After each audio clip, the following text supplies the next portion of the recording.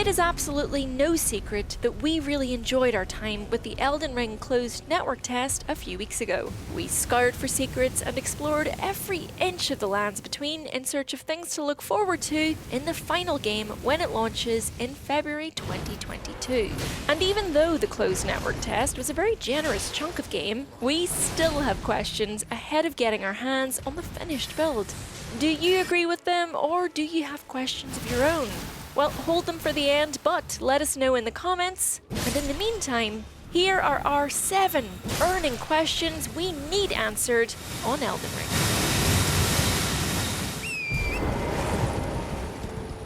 Is there more to horse combat? Look, when it was first revealed that Elden Ring would feature horseback combat, we were very excited.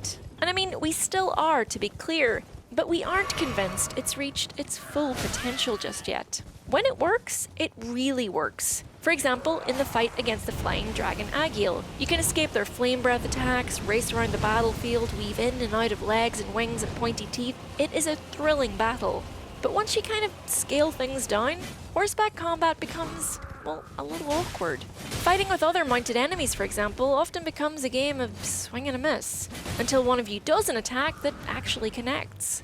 I mean, maybe there's no real way of making this fighting style smoother, but it just seems a little bit messy at this point, which isn't a sense that you often get with FromSoftware titles. They're usually super polished, super considered, they just feel right to play.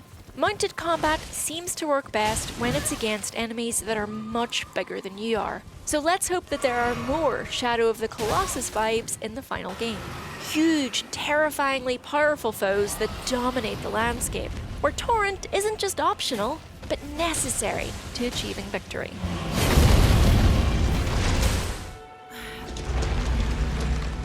Will there be enough complex dungeons? We loved how many hidden dungeons there were in the Elden Ring closed beta, and by that token, how many bosses and rewards you could stumble across while exploring the open world. It helped keep you curious about what could be around the next corner or down the nearest spooky dark tunnel, and it made the world feel like it was humming with activity. What we want to know though is, will there be lots of dungeons of real substance that not only present challenges to overcome and treasures to claim, but lore to dig into on the world?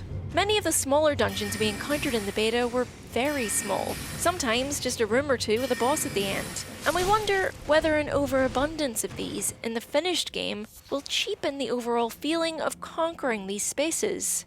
So-called legacy dungeons, huge areas like Stormvale Castle, serve as more complex, intriguing spaces that house the most challenging bosses and contribute to the overall narrative of the game. And that's great, but we just hope that there aren't so many smaller, prescribed, by-the-numbers dungeons tucked into the rest of the game that they sort of become meaningless. What we mean is, we want every boss encounter to serve a purpose, outside of simply giving us something to do. We want to know what they mean to this world, why they're here, who they were in past lives. These are the details that make FromSoftware games special.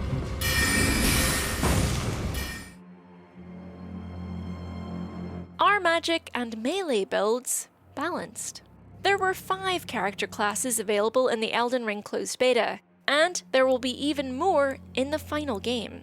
One thing we noticed from playing around with a few of the different builds is that melee characters potentially have a harder time when it comes to approaching combat. This has kind of always been true in these types of games to a degree, but it feels like magic, in the beta at least, was a much quicker way to victory.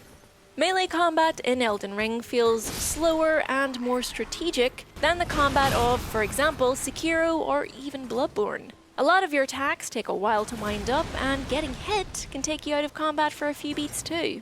So that all means that you have to be much more deliberate and considered about when you act. But by comparison, magic users can have a little more leeway if they're able to stay back and away from the action. Mind you, melee builds have a few new moves though. Jump attacks mean that you can break through an enemy's defenses and potentially stagger them for a critical hit, and guard counter means that if you block a strike with a shield, you have the ability to then swiftly follow it up with a counter attack. This is good, we just want to know that players won't essentially be at a disadvantage if they choose a melee path. But then again, pure melee character builds might be rare. Elden Ring does have a bit more of an emphasis on magic than some other FromSoftware games. As added proof of this, it brings back the flask redistribution system of Dark Souls 3, which means that out of a potential starting pool of 4 replenishing flasks, players get to choose whether these are evenly split between health and magic, or if they prioritize restoration of one over the other.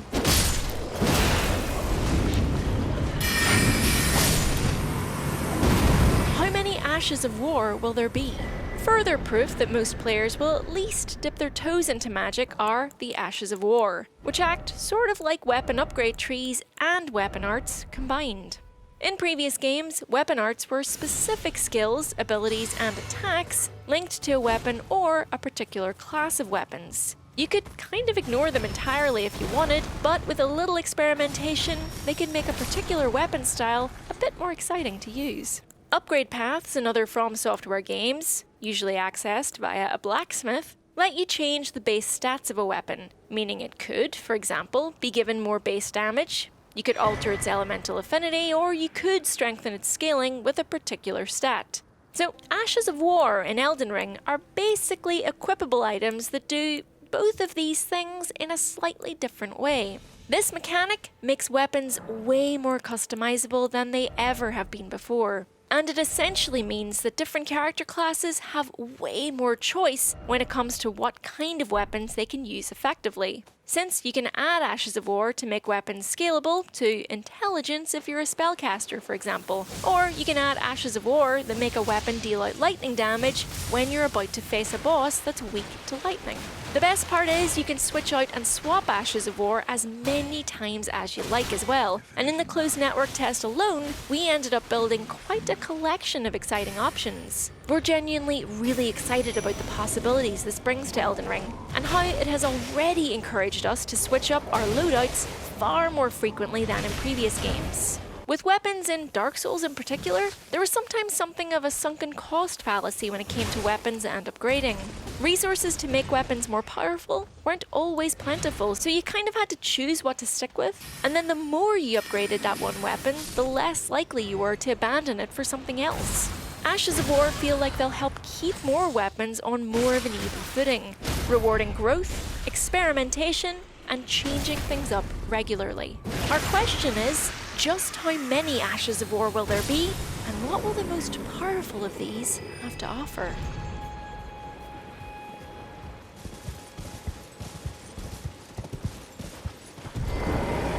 What kind of side quests can we expect? FromSoftware games have always had side quests. They just might have been a little bit harder to find than with other games. Saving Solaire, aiding the Knights of Katarina, bringing justice to Lautrec of Karim. There have always been loads of optional quests to do for those that like to dig a little deeper into the world. There are hints that this tradition will continue in Elden Ring, with characters like Bach the Demi-Human, who apparently moves location in the world depending on whether you find them and then complete a few tasks. Now, we do wonder how the open nature of the world will affect how you interact with NPCs. Whether it'll require keen eyes to spot familiar faces as you continue your travels, and whether, given that the lands between are still quite alive by FromSoftware standards, we might see more NPCs we meet interacting with one another. This kind of leads into our next question though. How will different parts of the world be accessed as you travel through it? In the closed beta, certain areas were cut off by rather crude fog walls that surely won't exist in the final game. So does that mean that you could literally walk or ride from the starting area to the furthest reaches of the lands from the very beginning? More likely, tough enemies will patrol certain borders, maybe sites of grace will be needed before you can teleport to particularly challenging areas, but surely there is a certain order in which Elden Ring should be sensibly attempted. Or maybe it really is open to player choice. Who knows? But I would like to find out. What exactly are the co-op limitations?